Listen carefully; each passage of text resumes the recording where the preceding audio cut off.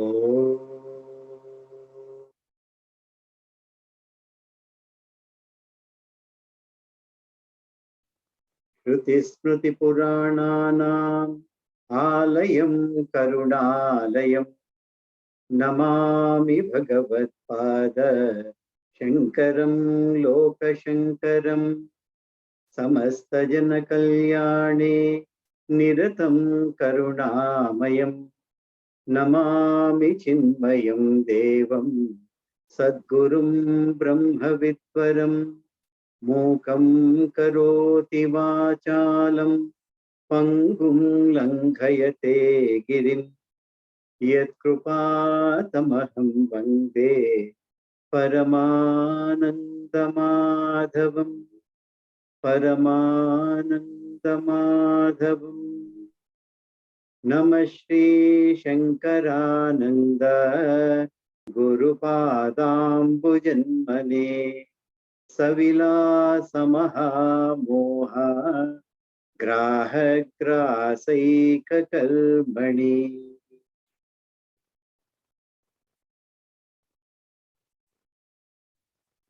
So in the last two classes, we have seen that how the consciousness is, how the consciousness can be perceived with respect to Jagrada Avastha and Swapna Avastha. Jagrada Avastha, waking state, and Swapna Avastha, dream state. So these are the two aspects which we have actually seen in the last two classes. And a bit more about the consciousness, what is the nature of the consciousness, etc. We have seen those aspects. Essentially, what we are talking about is this: every Upanishad actually gives us certain aspects in terms of how this creation came about. Yeah? Although the highest knowledge that is to be given ultimately in Advaita Vedanta tells us that this particular prapancha that we see is nothing but a mithya. Mithya, you can roughly translate that as an illusion. But really speaking, is it illusion in the sense that it is not available for us for experience? No. Obviously, we are telling it is available for every jiva's experience. And whether you take a human birth, whether you take a animal birth or any other birth, really speaking, every aspect has got their own way of experiencing this prapancha. Now, the very word prapancha gives us certain aspects as to what that means. In fact, every Sanskrit word, the root of that particular word kind of describes what the word is. That is the best way of forming any word for example. Yeah. Similarly, in case of, for example, Akasha, if we are talking about the elements, when we talk about elements, Akasha, Avakasha Pradatri Akasha. That is how when you split the etymological meaning of the word, it gives the meaning itself of what the word means. Yeah. So that is the greatness of Sanskrit language as such. Avakasha Pradatri, that which provides for everything to exist. That is what the Akasha space is, and how beautifully that can be defined. That is defined by the very term what is supposed to represent that. Similarly, when we talk about prapancha, prakarshena, these are the terms that are used to say when something is done in a very elaborate fashion. Prakarsha, that's like when you talk all prakasha, for example, for the light, obviously it means that it is very elaborately spread across. That is why it is called prakasha, means one which illumines in a very large scale. For example, sun, obviously, you can imagine so many planets at such distances, it is able to illumine. So prakasha, light, is similar root we have as pra. So here, prapancha. Pancha is 5. So when we call this world as prapancha, that means those five, whatever those five are, they are everywhere available, so to say. In the entire universe, when we talk about prapancha, the pancha means five. Pra is elaborately spread across. So when we call prapancha, it is what it means is the pancha are there everywhere, making up the very experience of the world that we call as prapancha. So what are these five? Automatically things will come as these are the five. Initially it is called tanmatra, means at a very subtle level these five elements exist. And then Shankaracharya in his Atmabodha, Tattvabodha, especially Tattvabodha and Viveka Chudamani, describes the way these five tanmatras grossifies over a period of time. Yeah? And when grossification takes place, what it means is that that subtle element of Akasha somehow turns into a gross element, what we experience as jivas. So prapancha, when we talk about the five elements of Akasha, Vayu, Agni, Apaha and Prithvi. What are these? These are the space, air, fire, water and earth. These five elements actually somehow grossify and appear what we call as this world or prapancha. So the term prapancha itself tells you that everything that you experience as this universe or the world is either made up of one of this or all of this. If you take the grossified element, actually Shankaracharya talks about only 50% is the pure element of tanmatra that is retained, and 20% of the all the elements that are there then get added. All the other four elements, 25% will get added to this, making up this entire akasha in the grossified form. So although we say space element, space in the prapancha, the space automatically contains all the other four elements. And you can see that in the space when we experience, it has got water, it has got agni, means heat is there, and it has got water as well as air, obviously, and prithvi, the earth in the terms of smoke and other particles that are there in the space, everything put together, but 50% is still space, and that's why it is known as the space. Now these five tanmatras that make up prapancha are supposed to have the unique properties. So Akasha has got Shabda, Vayu has got Sparsha, Agni has got Rupa or form, water has got Rasa or taste, and Prithvi, earth, has got Gandha or the smell. So the five elements that make up the entire prapancha has got these five properties that are very unique to them. Yeah, and there is another aspect that earth will have all the five, because earth is the last element created in that sequence that we are seeing. Similarly, the water has got everything except Gandha. So like that it progresses when we talk about, but these are unique properties of individual elements. So we have seen that in our waking state, we experience this entire prapancha, the world, in terms of Shabda, Sparsha, Rupa, Rasa, Gandha. So we have seen that the very first verse or the third verse, let me say, because first two verses are Mangalacharanam. The very first verse where the teaching actually starts with this Shabda, Sparsha, Dayo, Vedya, Vaichitya, Jagare, Pruthak. So although you are experiencing these five properties of the elements that make up this prapancha, each of them very individual, because I can only see with my eyes, I can only smell with my nose, I cannot see with my ear, I can only hear with my ear, the touch I can feel only with the skin, and I can taste only with my tongue, for example. Yeah. So you have very specific sense organs bringing this prapancha into you, and we have seen that this Shabda, Sparsha, Rupa, Rasa, Gandha that make up your experience, this entire world, you experience them not outside yourself, but you experience them inside yourself as the thought form. But how the thought is, I am able to I'm able to experience this thought, or I'm able to manifest this thought itself, the Shastras are telling that particular aspect which makes you aware of any specific thought, because many thoughts are coming from different five sense organs that you have, but out of them, mind has the ability to experience only one thought at a time. You cannot smell and see and taste everything together at the same time.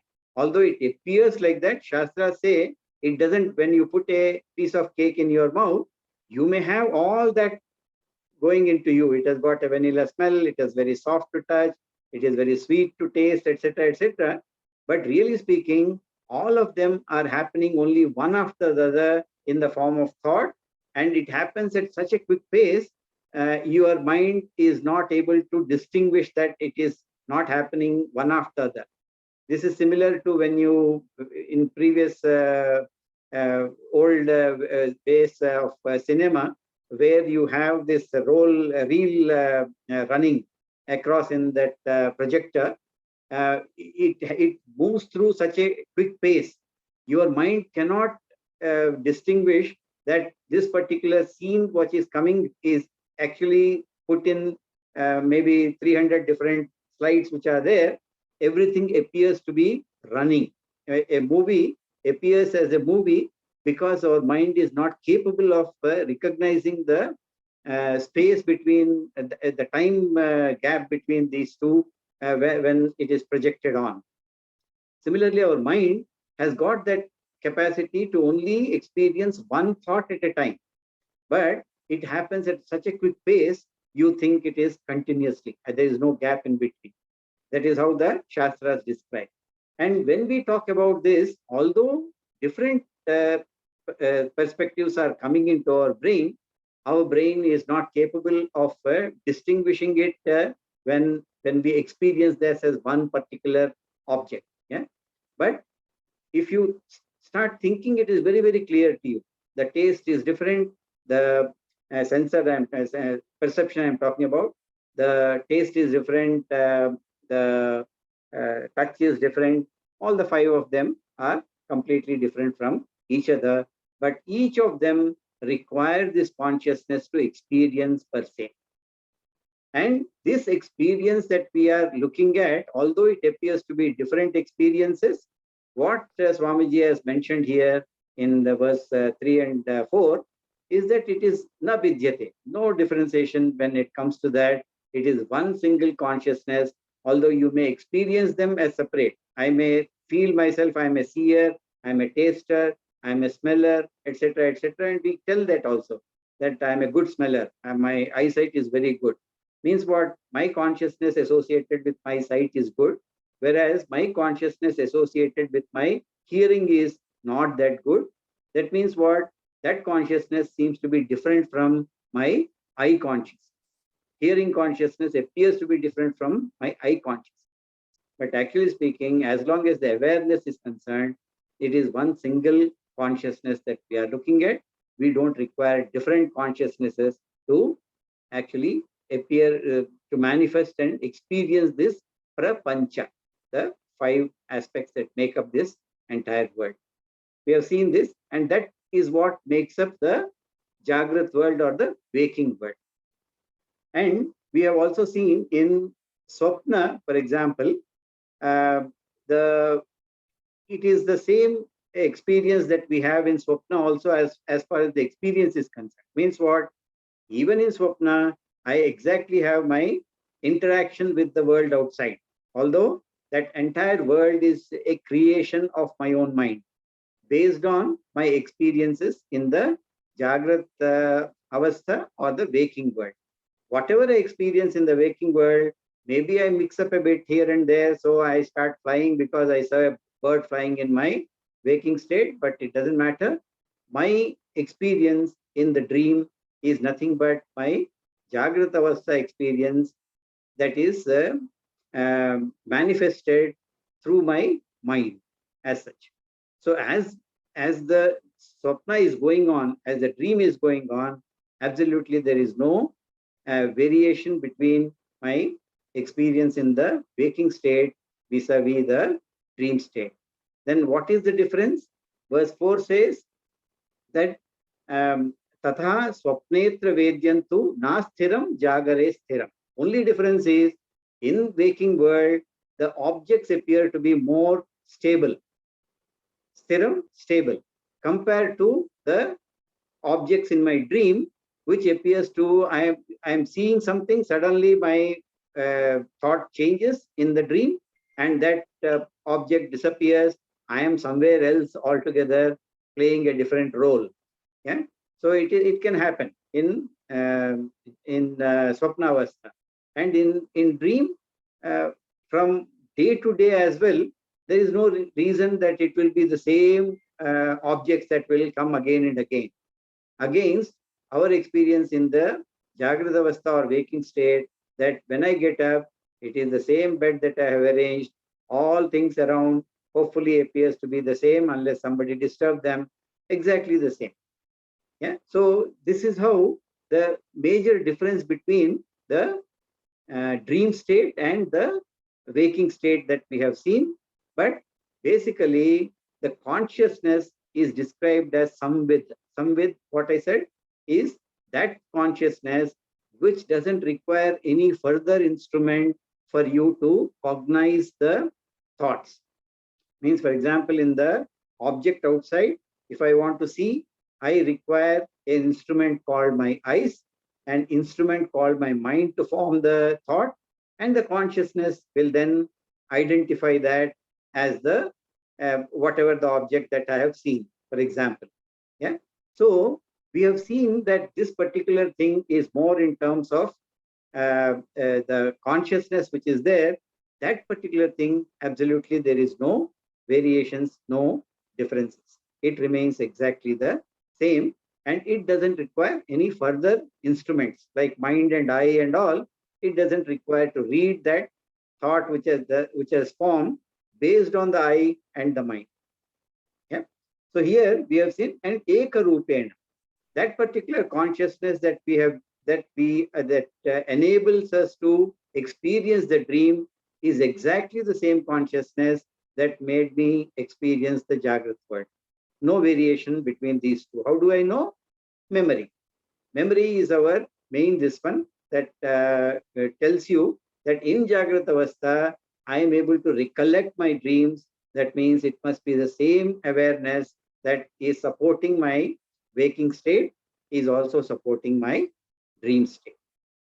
So we have seen this, and it is na vidyate. No variations with respect to the nature of that consciousness that supports us in the waking state, and it is the same in terms of my dream state.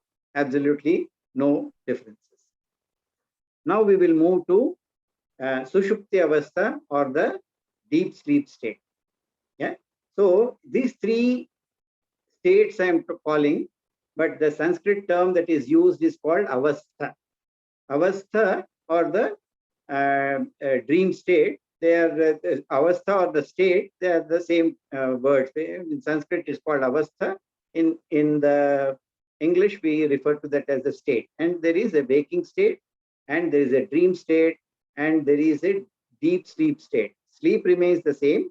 When the dream is not there disturbed, that is when we say that it is I am in a deep sleep state or sleep state. Really speaking, there is no need for us to say deep sleep, but because we had in the sleep we had this dream avastha as well, we tend to call that is with the deep sleep state. Really speaking, it is a sleep state.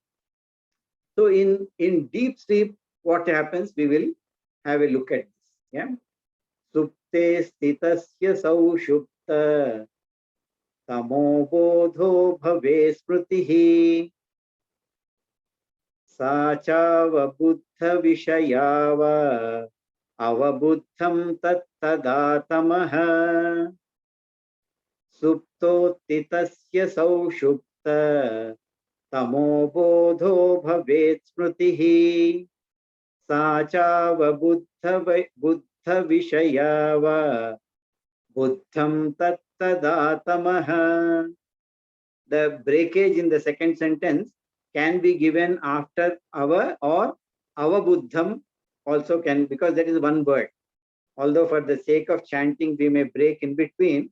Really speaking, the second second line that we are seeing in verse 5, Sachava Buddha Vishayaha Avabuddham Tat Tada Tamaha. That is how the second sentence must be broken up to understand the meaning. Yeah. Sushupti Tasya, that means Purushasya can be added to that. Sushupti Tasya Purushasya. Purusha means human being, not really male or female. Purushasya is human being that we are talking. When a person wakes up from the sleep, Sushupti Tasya Purushasya. When they wake up from the sleep, what knowledge I have about the sleep, every one of us will have the same thought process with respect to sleep. Dreams are different. Our waking experiences are completely different. No way they are connected. Even if we are in the same place, in the same room, they can be different. My experience is different because my mind, my vasanas, my inclinations, my gunas are completely different. So I experience this world completely different, even if we are in the same place. However, when it comes to Sushupti sleep avastha, it is a uniform experience of all jivas.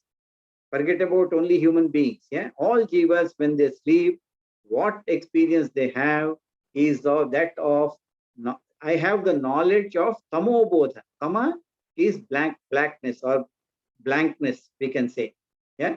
So this the total blankness is what I experience in my sleep, and it appears that because I am able to recollect this when I get up in my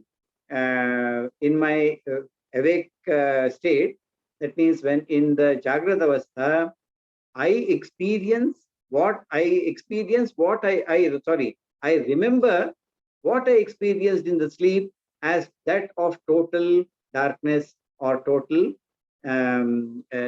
presence of nothingness. Presence of nothingness is what I experienced in my sleep, is what is the recollection of every human being. Dreams are different, waking is different, but as far as the experience of sleep is concerned, he says that it is Saushuptam Tavabodho, Tamabodho. Tamas is darkness. Yeah, we can take it that way. And Bhavet Sprutihi, in the memory. How do I know about that? I have the memory of that in my waking state. And this is common experience for all of us. Whether I had a good sleep or not, when we get up, everybody says, oh, I had a very good sleep. I'm feeling very relaxed. Some people, unfortunately, if they are not able to, their experience is, oh, the sleep is not that good. But whatever the time I actually slept, I at least got some relief from the tensions of the waking state or even dream state. For example, waking state, absolutely nothing. But if I had a nightmare and next day morning, I feel slightly disturbed. Although we know that dream is nothing, it is not real, we take it away, but still we feel slightly disturbed in this one. Either if experience that we are talking. So, cha, sa, that means that memory, avabuddha vishaya, that is the subject of direct experience. Here, see how logical Swami Vidyaranya is there. He is actually trying to analyze the sleep, what we have gone through. He says, this is avabuddha vishaya. Avabuddha is that which I experience directly. What? The sleep that we are talking about, that experience of nothingness that we are talking about, is a subject of my direct experience, tat tada tamaha. That ignorance that is there in the sleep, tat tada tamaha. Tamaha is the sleep, again, tamo guna, or the ignorance. This ignorance that we are talking about is my direct experience in my deep sleep, is how he is putting it. Now, obviously, we may just brush it across, but Swamiji, when they give the explanation for this, they just don't brush it off in terms of, yeah, everybody has got this experience of ignorance, experience of darkness, experience of nothingness.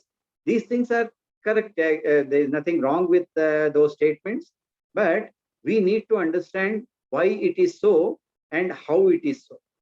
That is how it is put by the specific words that the Swamiji has used them here. So when the explanations are given by Tejomayananji or Advayanandaji, what they come out with that is, in the deep sleep, I will still continue to use deep sleep, doesn't matter, it is sleep, but deep sleep. In the deep sleep, the waking world and the perception associated with the waking world is not there. Correct? So if the waking world is not there, means what? My physical body is not available for me for experiencing this so-called nothingness. If my physical body is not there, next thing that is available for me, which will make me experience the world, is my mind or the subtle body. So prana.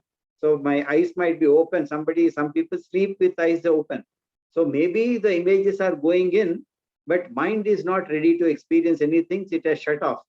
So in my sleep, even the mind is shut off. The intellect is not available. Even the aham, that ego that we talk about, is not available. Memory definitely is not available. Otherwise, if memory is available, I will say, no. I am sitting in my house in this one. I am not in this forest, what I am dreaming of, and there is no tiger standing in front of me. I need not panic. That memory will come back and it will help you even in the dream state. But unfortunately, the chitta, what we call as the memory that we make up in the waking state, is not available for us in my deep sleep state. It appears to be so. Yeah, because that, but if it is available, the sleep is impossible. The memory will keep on disturbing you, and when the waking memory is not available, even for the dream, when mind is not available, even that aham, that ego, is absolutely not available for me to sleep. That's why it is nothingness that we are talking about. I don't sleep, and when the sleep is going on, I even that thought is not there in our deep sleep state that we are looking at. Now, the question then comes, when I wake up, how is that I am aware of this particular state of nothingness that I experienced in my deep sleep state? We have seen that every experience of the world, whether it is dream or whether it is the Jagrata Avastha, waking world, I experience only with respect to that, with respect to a thought in my mind. We have seen that, yeah? And the thought illuminated by the consciousness is the reason for my experience. But in my deep sleep, there is no way that pratyaksha anubhava. We have seen that pratyaksha pramana, anumana pramana, these pramanas are there, 6 of them. I won't go into them. But all these 6 are available for us in the waking state. It cannot be a pratyaksha pramana in my sleep that has experienced this nothingness in my deep sleep. And neither it can be anumana, because anumana means inference. The inference can come only based on the direct experience of either me or somebody else who has told me, Shabda Pramana. My inference will be based on that. If suppose somebody has already told me, when you put a matchstick, the fire will come.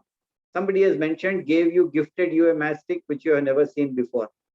But the moment somebody has told me, I can infer that if I put this, a fire will come on the matchstick.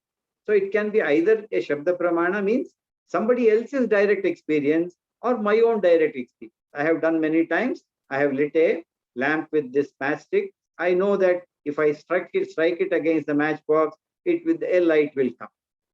So this is how the Anumana is always based on Pratyaksha Pramana, or Pratyaksha Pramana somebody else, doesn't matter, but it is always based on Pratyaksha Pramana. Inference will always be based on the knowledge that is gained during the waking direct perception.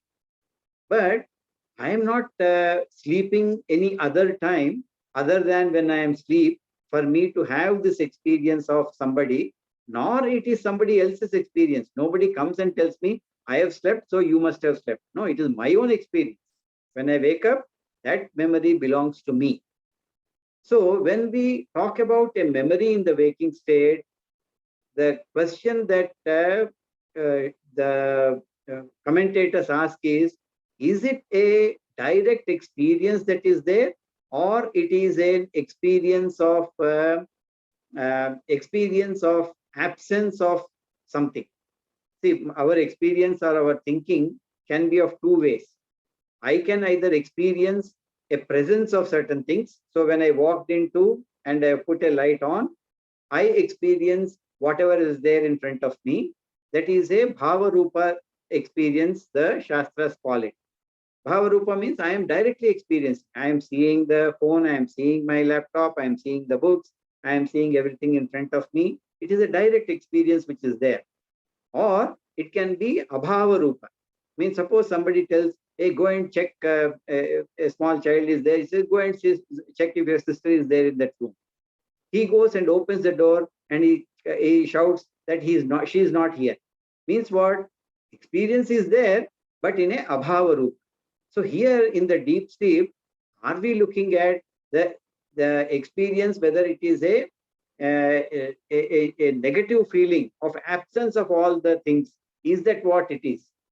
But what Shastras are telling here is avabuddham. The word that is used here is pretty clear, that Swamiji says this particular thing is actually we are experiencing something called tamas, or the ignorance, and my experience is not abhava rupa, non-existence of all.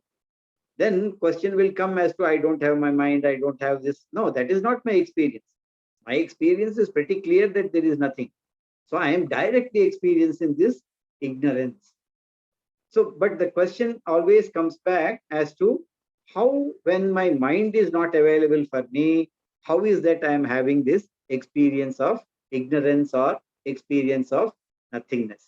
Yeah? Swami Chinmayananda as well as Tejomayananda, I have heard them mentioning that these particular absence in the deep sleep that is there is actually associated with our direct Sakshi Bhava, because my mind is not available.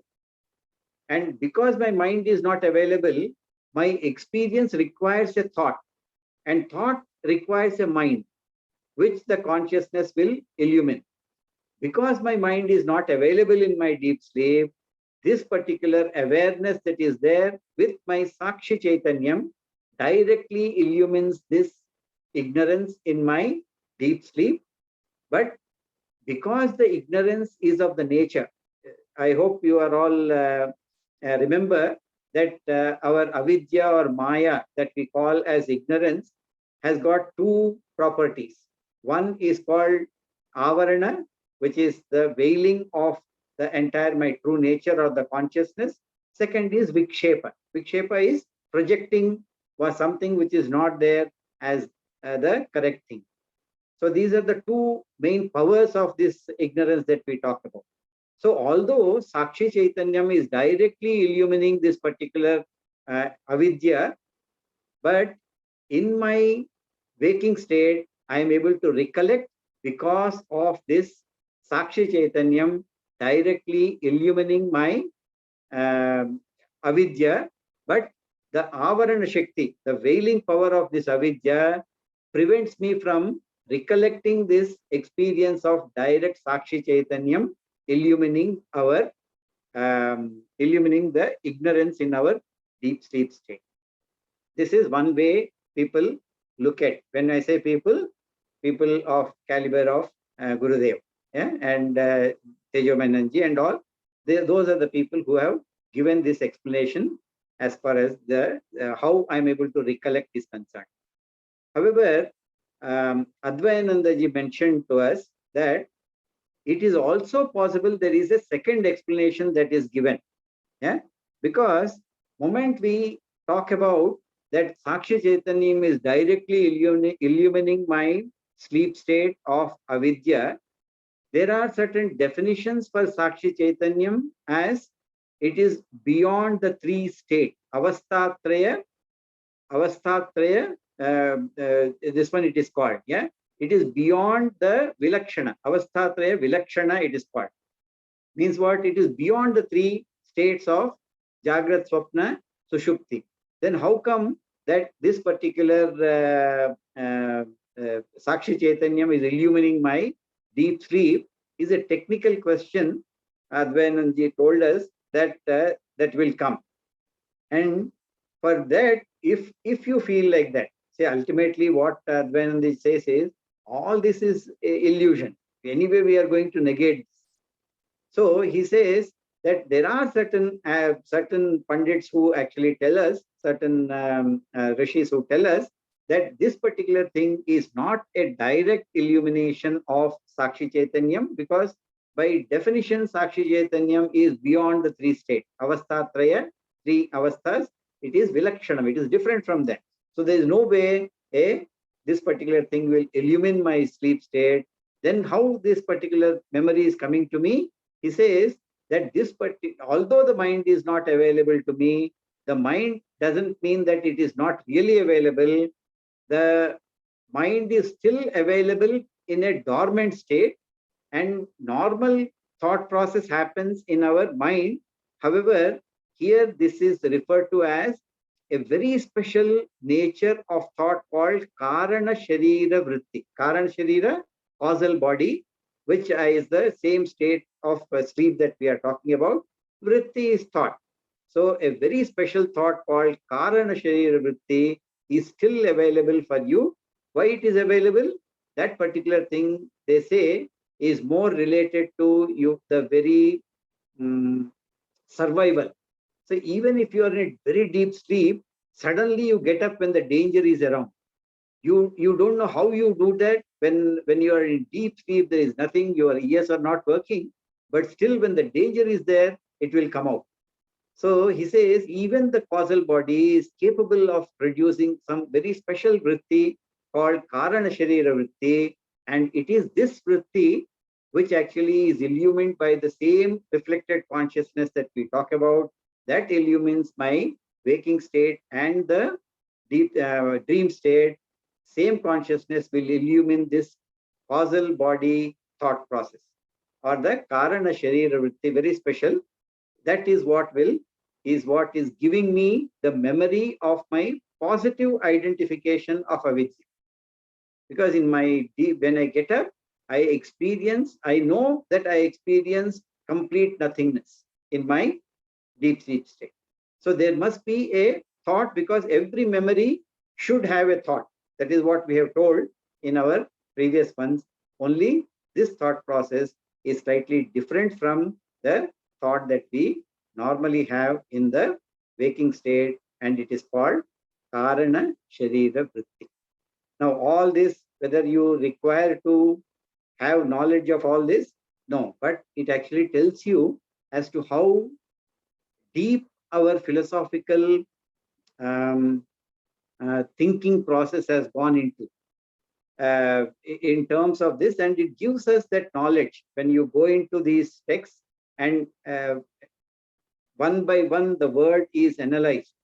The word avabodham it appears to be one small this one, but so much thought process, so much of dialogue and dispute must have gone ahead for all these theories to be brought into place as to, but it really doesn't matter which logic we put, whether it is the Sakshi Chaitanyam illumines.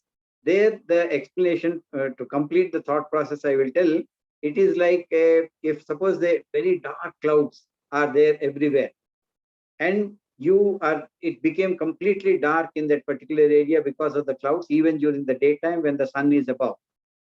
I am able to experience this darkness, so-called darkness, is because the sun is behind. Otherwise, even the clouds will not be visible to you. The so-called dark clouds, which is giving darkness below, is illumined because of the sun behind. Although I'm not able to see the sun, the clouds I am able to experience, darkness I am able to experience only because of the sun behind. That is how the explanation for the first logic is given. Second logic is more in terms of, because the Shastras are telling me that this particular Chaitanyam, whatever is there, is avasthatraya vilakshanam is the word that is used. It must be beyond the three. Then how I am able to recollect is because of the Karana Sharira Vritti or causal body thought process that is able to, and it's very, very special. It doesn't, it's not applicable everywhere. Only in a very rare cases, this type of memory or the mind is used in terms of the thought that comes through the causal. Doesn't matter, one of them, or even if you don't recollect all this, but it is my responsibility to tell you that this particular thing is a very deep analysis is possible when it comes to texts like Panchadashi. Okay? But irrespective of whether which logic you apply, one thing is pretty clear in all the these ones, that perceiver consciousness, what is there in the waking state, in the dream state, and the deep sleep state, all three are different from the perceived objects. Objects are definitely different, and the consciousness is different. Perceiver consciousness that we are talking. Second is that the objects outside, objects which are there outside in my Jagrata Avastha, or thoughts that are being experienced in my dream state, or the ignorance that is there in my sleep state, all of them, the Shastra, Swamiji, the verses are telling, they are all inert by nature. And a little bit of our application of common sense will also tell us all these are definitely inert by nature, requiring a conscious entity to recognize them. Only question that comes is whether this particular conscious entity to recognize these inert objects, do you require a different type of consciousness for doing recognizing them? Different in terms of one for Jagrata Avastha, one for dream state, and one for deep sleep state, ignorance that we are talking about, or it is one consciousness which is capable of being aware of all. Shastras are telling very clearly, they are all one type of consciousness. You don't require actually more than one nature of consciousness or awareness to recognize all of these. Yeah. And the consciousness which is there definitely in all the three states are of similar nature, and in fact logically they need not be multiple entities. They need not be, because if suppose I am telling a process of seeing, for example, yeah, because I am different from you and my power of seeing is different from others, doesn't mean the nature of seeing will change. The awareness of what we call of seeing is uniform irrespective of between the human beings or between human beings and others who are capable of this process of seeing. Whether it is a cow seeing or a bull seeing or a owl seeing, anybody seeing for that, for example, exactly the process remains the same, and the consciousness associated with the seeing is uniform throughout. What we are trying to say is not only seeing, but it is hearing or any other aspect of Shabda Sparsha Rupa Rasa Gandha, the consciousness that is associated is exactly the same. And in this particular case, it is exactly the same between the three avasthas as well. There is no absolute difference between the consciousness. And when we talk about this consciousness, this single continuous awareness that is there, that remains the very subject in all the three states. Really speaking, if you try to analyze, always I say, I see, means I became subject, I see something else, I hear something else, I taste something else. The consciousness that we are talking about is always the awareness aspect which is there, which is reflected in each one of us as the I. And that I between the human beings is exactly the same. There is no difference. In fact, even Ramana Maharshi actually comes out in the very first stanza of Upadeshara exactly in this particular. Yeah, we will not go into that. That is a different text and different topic. But this particular thing is always there. Yeah. So in the next verse, we will see that the consciousness that we talk about is the very subject, and it is not the object, or it can never be objectified, is what we will see. Yeah. Any questions here from anybody on what we have spoken?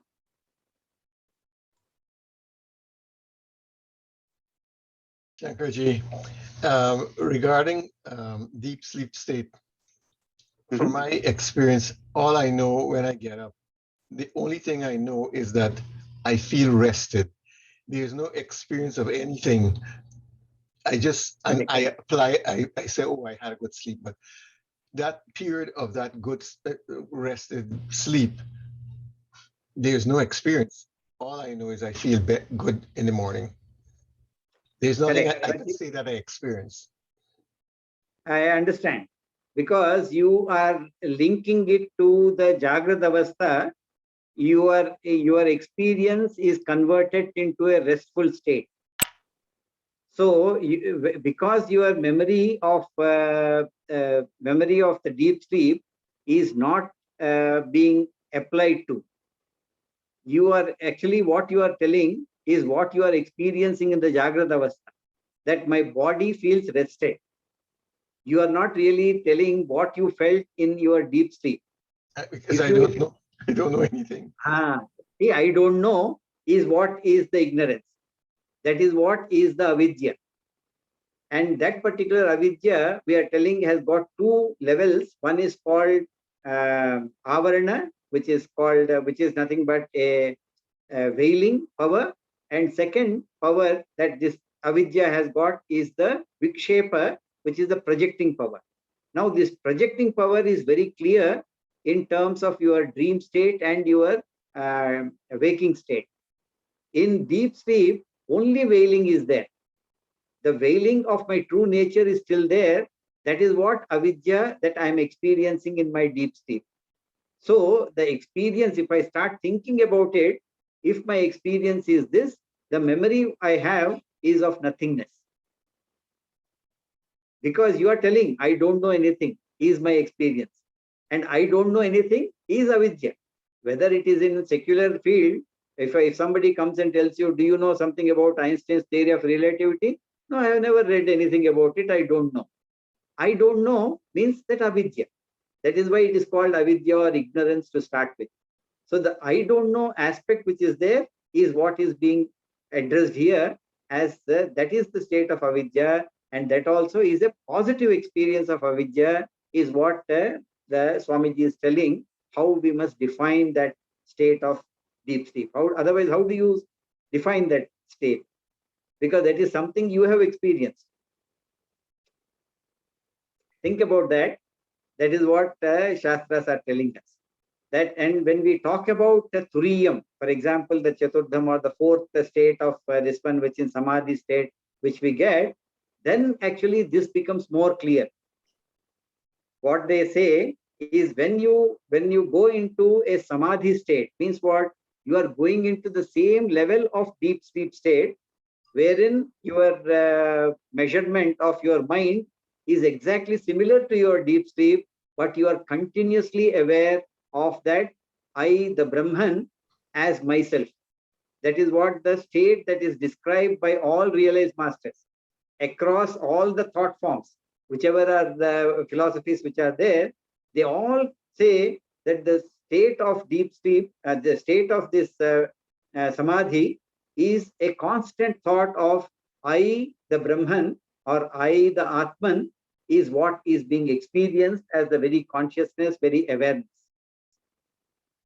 But it is no different from deep sleep in terms of our experience. So in experience, it is in contrast, where this veiling power of avidya is what actually I'm experiencing as I don't know. This is the logic that is used in terms of your experience. No, but one And thing, Shankarji, we know that we had a good sleep. We know that we had that relax. We know that we were for some time happy, Anand Bhavna. So correct, that much we know. The, correct. Mohini, Hmm. Go when ahead, when do you know this? When we are awake. Yeah, you when didn't we are away. during the 4 hours or whatever it was. You have no memory of what happened there. You just feel this way when you get up, right? This is what I'm saying. When I get up in the morning, I feel good. But those 4 hours, let's say it's 4 hours I slept well. During that 4 hours, I don't know anything. And this, Again, that Ananda, Mohiniji, that Ananda that we are talking about, where that you are referring to, is not a positive Ananda, but it is a negative sort of a thing. Means in the sense of negative, only in the sense of you, there is an absence of pain, the absence of this. Really speaking, there is no real fun or a joy that you experience in your waking state or as well. Yeah. So from that perspective, yes, Ananda. Again, what I'm trying to say is all this that we are describing are the effect of the sleep on your Jagrata Avastha when you get up. They are not memory from your deep sleep. The memory that we are talking about is that I don't know, is the only memory that is there. And that is what is the direct experience of the tamo vritti, which is nothing but the avidya, is what the verse is telling us. Maybe a bit more contemplation on this. This is what the Acharya is telling us. Yeah. Okay. Okay. We will go into verse 6. We will read this. Yeah. सबोधो विषयात् भिन्नो न बोधात् स्वप्न बोधवत् एवं स्थानत्रयेऽप्येक संवित् तद्विद्विनान्तरे सबोधो विषयात् भिन्नो न बोधात् स्वप्न बोधवत् एवं स्थानत्रयोऽप्येक संवित् तद्विद्विनान्तरे. So this particular verse is actually telling us as to the samvit. What we have seen is during one particular day, let us say. Yeah, because these three states normally people go through in a given day, in that sense. Yeah?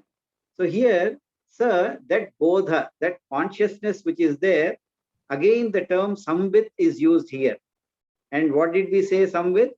Is that knowledge that I acquire without the help of any instrument. Means that awareness that is there is not really a perceiver awareness or a experiencer awareness. Experience awareness is always associated with my thought. That's why we say the ego that I feel as I is always the first thought that comes up when we wake up. And that particular thought which is there is also associated with my mind, although it is supposed to be part of the intellect, yeah, because it is of higher nature. The intellect wakes up, and that intellect will tell I, and that I will then start associating with all things around, and then I establish a relation. Everything. I had a good sleep. I had enjoyed my sleep. My mind is in a peaceful state. That I thought, unless it arose, all this, what is happening in my Jagrata Avastha is not possible. And same with my dream as well. And what we are learning, even in my deep sleep, it is exactly the same state must be there in terms of my experience as such. So this samvit, when we talk about, however, the consciousness which is there, which is the very reason for all these experiences to happen, that awareness does not require a further mind or an eye or a mouth or a ear for me to recognize this thought once again.